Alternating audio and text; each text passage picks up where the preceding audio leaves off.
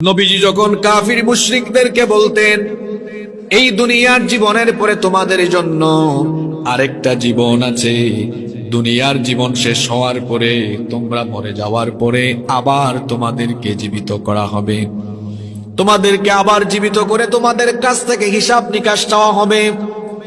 এই কথাগুলো কাফিররা যখন শুনতো তখন তারা ঠাট্টা করত, উপহাস করত। মৃত্যুকে বিশ্বাস করে না এমন মানুষ আপনি দুনিয়ায় খুঁজে পাবেন না, কিন্তু মৃত্যুর পরে যে আরেকটা জীবন আছে ওই জীবনের ব্যাপারে সন্দেহ করে এমন মানুষ কিন্তু দুনিয়াতে বহু আছে। মরার পরে তাকে আবার পুনরায় জীবিত করে হিসাব নেওয়া হবে, এটা অনেকেই বিশ্বাস করে না, মনে প্রাণে এটা লালন করে না। আপনি বলবেন হুজুর এগুলো কোথায় পাবো? এগুলো আপনি দৌলতপুরে পাবেন, সুফিনগরে এমন মানুষ পাবেন, এই এলাকায়ও পাবেন। বলবেন হুজুর কেমনে পাবেন? মরার পরে আল্লাহ তাকে জীবিত করে আবার তার কাছ থেকে হিসাব চাইবেন, এই ভয় যদি অন্তরে থাকতো আল্লাহর বান্দা কখনো নামাজ ছাড়তো না, ঘুষ খেত না, সুদ খেত না, অন্যায় করত না, গুনাহের ধারে কাছে যেত না। অন্তর থেকে মনে প্রাণে এটা সে বিশ্বাস করে না। নবী যখন কাফিরদেরকে মৃত্যু পরবর্তী জীবনের কথা বলতেন, কাফিররা তখন কি বলতো? তাদের কথাগুলো রব্বুল আলামিন কোরআনুল কারীমে উঠিয়ে দিয়েছেন। কোরআনুল কারীমের 37 নম্বর সূরা সূরাতুস সাফফাতের 16 নম্বর আয়াত থেকে আল্লাহ তাআলা বলছেন, তারা বলতো আইযা মিতনা ওয়া কুন্না তুরাবান ওয়া ইদামান আইন্না লামাবউসুন আও আবাউনাল আউয়ালুন। আমরা যখন মরে যাব, মাটি যখন আমাদেরকে ভক্ষণ করে ফেলবে, যখন আমাদের অস্থিপিঞ্জর সবকিছু আলাদা আলাদা হয়ে যাবে, আইন্না লামাবউসুন, তখন কি আমাদেরকে আবার পুনরুত্থিত করা হবে নাকি? আও আবাউনাল আউয়ালুন, এমন কি আমাদের পূর্ববর্তীদেরকে আবার জীবিত করা হবে নাকি? যখন তারা এমন কথা বলল, আল্লাহ তাআলা নবীজিকে বললেন, ও নবী আপনি তাদেরকে জবাব দেন, কুল নাআম ওয়া আনতুম দাখিরুন, হ্যাঁ অবশ্যই তুমি, তোমার পিতৃপুরুষ, পূর্বপুরুষ সবাইকে আবার জীবিত করা হবে, এবং পরকাল অবিশ্বাসের কারণে তোমাকে অপদস্থ এবং লাঞ্ছনার সম্মুখীন হতে হবে।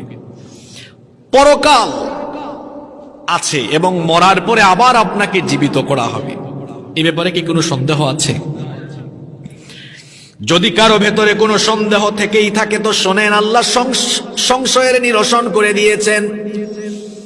কোরআনুল কারীমের 22 নম্বর সূরা সূরাতুল হাজ্জের 5 নম্বর আয়াতে রব্বুল আলামিন বলছেন, ইয়া আইয়ুহান নাসু ইন কুনতুম ফি রাইবিম মিনাল বা'সি فإنا خلقناكم من تراب ثم من نطفة ثم من علقة ثم من مضغة مخلقة وغير مخلقة لنبين لكم ونقر في الأرحام ما نشاء إلى أجل মুসাম্মা। আল্লাহ তাআলা বলছেন, হে মানব জাতি, মরার পরে তোমাকে আবার জীবিত করা হবে, এ ব্যাপারে তুমি যদি সন্দেহ করো তো তুমি চিন্তা করে দেখো, একটা সময় তো তুমি কিছুই ছিলে না, তোমার তো নামও ছিল না, ঠিকানা ছিল না, ঘর ছিল না, বাড়ি ছিল না, কিছুই ছিল না। কিভাবে আমি আল্লাহ তোমাকে বানালাম? পুরুষের 1 ফোঁটা স্পাম, 1 ফোঁটা নাপাক পানি থেকে পয়দা আরম্ভ হলো। আল্লাহ বলছেন ওই নাপাক পানি ফোঁটাকে ফি করারিম মাকিন, জরায়ুর ভেতরে সুরক্ষিত একটা জায়গায় রেখে দিলাম। এরপরে সেই জমাট, এরপরে সেই শুক্রাণু ফোঁটাকে আমি জমাট বাঁধা রক্তে পরিণত করলাম। অতঃপর সেই জমাট বাঁধা রক্তকে আমি গোশতপিণ্ড বানালাম। এরপরে সেই গোশতপিণ্ডকে আমি বড় একটা হাড্ডিতে রূপান্তর করলাম। অতঃপর সেই হাড্ডির উপরে গোশতের পোশাক পরিয়ে দিয়ে সুন্দর একটা স্ট্রাকচার দিলাম। তখনও তোমার কিচ্ছু ছিল না, অঙ্গ প্রত্যঙ্গ ছিল না। তখন আমি কান দিলাম, চোখ দিলাম, নাক দিলাম, ঠোঁট দিলাম, হাত পা দিয়ে সুন্দর একটা অবয়ব দিয়ে তোমার মায়ের গর্ভের ভেতরে আমি আল্লাহ তোমাকে বানালাম। এরপরে রূহ দেওয়া হলো, ছটফট আরম্ভ হয়ে গেল। এই অবস্থায় আমি তোমাকে তোমার মায়ের পেটের ভেতরে কতদিন রাখলাম শোনো। وَنُقِرُّ فِي الْأَرْحَامِ مَا نَشَاءُ إِلَى أَجَلٍ مُّسَمًّى,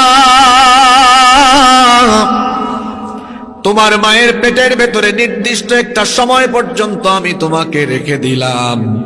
সুম্মা নুখরিজুকুম তিফলা, এরপরে ছোট্ট একটা বাচ্চার সাইজে তোমার মায়ের পেটের ভেতর থেকে আমি আল্লাহ তোমাকে বের করে এনেছি। সুবহানাল্লাহ, কিচ্ছু তো ছিলেন না আপনি। এবার আল্লাহ আপনাকে আমাকে প্রশ্ন করছেন, বান্দা যেখানে তুমি কিছুই ছিলে না, কিছু একটা হয়ে গেলে অস্তিত্ব ছিল না, অস্তিত্বহীনতা থেকে আমি তোমাকে অস্তিত্ব দিলাম। সূরা কিয়ামা এর 40 নম্বর আয়াতে আল্লাহ প্রশ্ন করছেন, যেখানে তুমি কিছুই ছিলে না, কিছু একটা বানালাম, অস্তিত্ব ছিল না, অস্তিত্ব দিলাম। তো তোমার মতো মানুষ মারা যাওয়ার পরে যদি গলে যায়, পচে যায়, হাড্ডি গুড্ডি আলাদা হয়ে যায়, আলাইসা যালিকা বিকাদিরিন আলা আইয়ুহইয়াল মাউতা, সেই আল্লাহ কি আবার পুনরায় আপনাকে পুনরুজ্জীবিত করতে সক্ষম নন? সক্ষম কিনা? আপনাকে ঠান্ডায় ধরছে নাকি? আমার হাতে এটা কি? জোরে বলেন। এটা নষ্ট হয়ে গেছে, দিলেন মোবাইলের কারিগর মিকারের কাছে, সিলেটে তো মিকারই বলে, মিকারের কাছে দিলেন, মেকানিক। এটা সে খুলে ফেললো। খুলে ফেলার পরে মোবাইলের ভেতরের প্রত্যেকটা পার্ট সে আলাদা আলাদা করলো। আপনি এটা দেখলে আপনার মাথা হ্যাং করবে যে কিভাবে সবকিছু খুলে ফেললো, আবার এগুলা লাগাইতে পারবে তো? দেখা যায় তার কাজ শেষ করে সে আবার জোড়া তালে দিয়ে লাগাইয়া ফিট করে আপনাকে আবার দিয়ে দিয়েছে। এই যে এখানে অপারেটর আছে, অনেকগুলো হরন ইউনিট লাগিয়েছে, এখানে মাইক্রোফোন এনেছে, মিক্সার, মনিটর এনেছে, আনার সময় কিন্তু সব খুলে খুলে এনেছে, এখানে এনে লাগাইছে। কালকে সকালবেলা দেখবেন আবার খুলে গাড়িতে করে নিয়ে যাবে, পরবর্তী প্রোগ্রামে নিয়ে আবার সেট করে দিবে। এই যে মানুষ কোনো কিছু খুলে ফেলছে আবার লাগিয়ে ফেলছে, মানুষের মাথায় এই জ্ঞান দিয়েছেন কে? সেই জ্ঞানের পরিমাণ কতটুকু? ওয়ামা উতীতুম মিনাল ইলমি ইল্লা কালিলা, খুবই অল্প, নগণ্য জ্ঞান পেয়েছে। এই অল্প জ্ঞান আল্লাহর কাছ থেকে পেয়ে মানুষ যদি এত খোলা ফিটিংস দিতে পারে, তো যার কাছ থেকে সেই জ্ঞান এসেছে সেই মহামহিয়ান,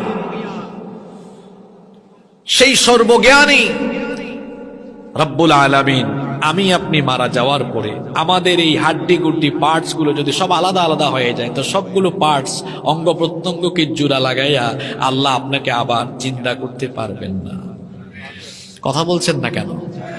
মাথুকা দে আপনারা, মুকুট ডিভা লাগলে তুই তো না, আল্লাহ ফারবানি, মাথুকা ফারবানি, অবশ্যই আল্লাহ পারবেন। এর জন্য আল্লাহ বলেছেন ইন্নাদ দীনা লাওয়াকিআ, বিচারের দিবস অবশ্যম্ভাবী। বিচার দিবসকে যারা মিথ্যা মনে করে, বিচার দিবসকে যারা অস্বীকার করে, এদের দুইটা বৈশিষ্ট্য পরের আয়াতে আল্লাহ তুলে ধরলেন। আরাআইতাল্লাযী ইউকাযযিবু বিদ্দীনি ফাযালিকাল্লাযী ইয়াদউল ইয়াতীম, সে হলো ওই ব্যক্তি, ফাযালিকাল্লাযী ইয়াদউল ইয়াতীম, সে হলো ওই ব্যক্তি যে এতিমের সাথে দুর্ব্যবহার করে। ইয়াদউল ইয়াতীমের ব্যাখ্যায় তাফসীরের মধ্যে বিভিন্ন অর্থে বিভিন্ন ব্যাখ্যা এসেছে। কোন মুফাসসির বলেছেন ইয়াদউল ইয়াতীম আই ইয়াকুলু মালুল ইয়াতীম, ইয়াকুলু মালাল ইয়াতীম। ইয়াদউল ইয়াতীম মানে হলো ইয়াতিমের সম্পদ অন্যায়ভাবে ভক্ষণ যে করে ফেলে, পরকাল যে মানে না, পরকালের ভয় যার ভেতরে নাই, সে এতিমের সাথে ভালো আচরণ করে না, এতিমের মাল অন্যায়ভাবে লুটপাট করে খেয়ে ফেলে। 2 নম্বর অর্থ মুফাসসিরগণ দিয়েছেন ইয়াদুল ইয়াতীমের 2 নম্বর অর্থ হলো ওই ব্যক্তি যার কাছে কোনো এতিম ব্যক্তি সহযোগিতার জন্য আসলে এতিমের কথা না শোনার ভান ধরে, আবার শুনলেও দেখা যায় এতিমকে গলা ধাক্কা দেয়। সমাজে এই রকম মানুষও আছে না নাই?